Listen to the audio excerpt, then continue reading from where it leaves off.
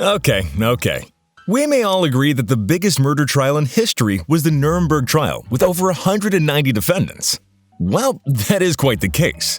But did you know that in February 1996, about 475 people were tried for crimes related to the most notorious gang? Over 300 of them were convicted. It's true. It's hard to see any gang or group breaking that record anytime soon.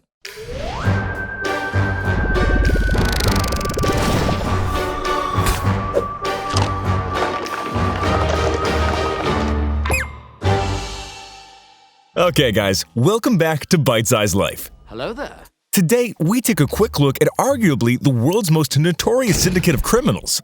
The Sinaloa Cartel? Nah. The Camorra? Nah. The Yakuza? No. The Southside Gang? We're not going Southside either. Today, we take a look at the Mafia, the masters of organized crime. Do they still exist? Or have they completely disappeared? Are they as notorious as before? Unlike the Sowinskaya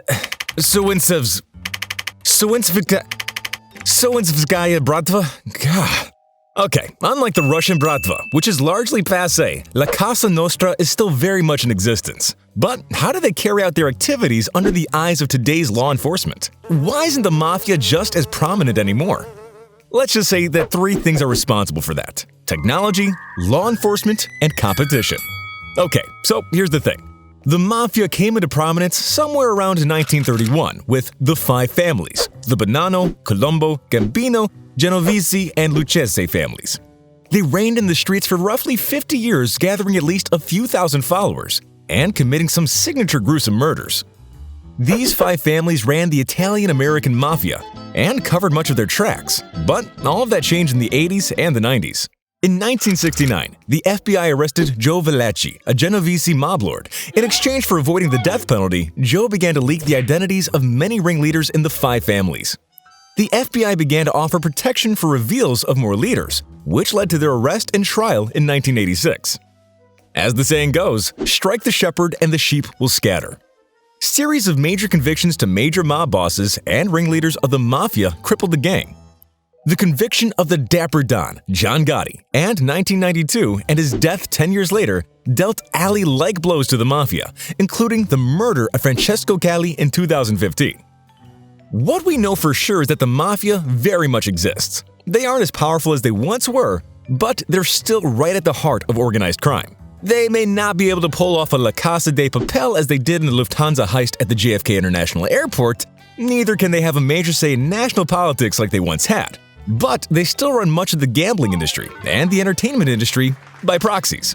Also, there are so many competitions in the illegal market, but only time will tell if we are past the days of the mafiosos, as numerous small gangs in Brooklyn, Southside, and the likes have now taken over the drug market. It remains to be seen if the Mafia will rise again. What do you guys think? Are the Mafia dead and gone, or do you think they're going to make a comeback? Let us know in the comment section down below. Of course, much credit goes to law enforcement for the Mafia's apparent demise, but much credit to the fact that normal guys could now get a loan from the bank. Literally anyone can buy alcohol. Gambling is now legal, at least for legal folks, and numerous groups are clamoring for the legalization of drugs. Lots of things have changed, and many folks don't need the Mafia anymore. I don't need your help. I don't want your help. Finally, we could all agree that after 9/11, the FBI understandably shifted its focus from criminal matters to counterterrorism. And this somehow bought the Mafia more time to recuperate. After his release from prison, Skinny Joey Merlino had apparently denounced his leadership of the Philadelphia Mafia. So what the Mafia is doing today is quite simple: making money and staying low-key. They haven't ceased to exist, but they may never ascend to the Mount Everest of illegal deals as they did in the 70s and 80s. Not with all the modern technology available to fight organized crime. Well, you wouldn't bet against the tales of the mafiosos becoming folklore sooner rather than later. Okay guys, that's it for today. We hope you enjoyed the video. Don't forget to smash that subscribe button for more interesting content like this. Until next time.